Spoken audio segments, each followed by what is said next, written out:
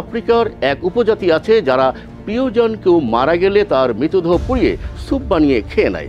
আবার আরেক জাতি আছে যারা মৃতদেহ মমি করে ঘরেই রেখে দেয়। কেউ আবার মৃতদেহ মাঠে ফেলে রাখে শকুনের খাওয়ার জন্য। পৃথিবীতে এমন কিছু রহস্যময় স্থান রয়েছে যেখানে হাজার হাজার বছর ধরে পাহাড়ের চূড়া থেকে ঝুলিয়ে রাখা হয়েছে মৃতদেহপূর্ণ কফিন। অনেকের বিশ্বাস অন্ধকারে প্রেতাত্মারা এই কফিনের আশেপাশে ঘুরে বেড়ায়। তাই আজও সূর্যাস্তের পর কেউ কফিনের কাছে যেতে সাহস পান না। মাঝরাতে এখান থেকে নাকি অদ্ভুত সব আওয়াজ আসে।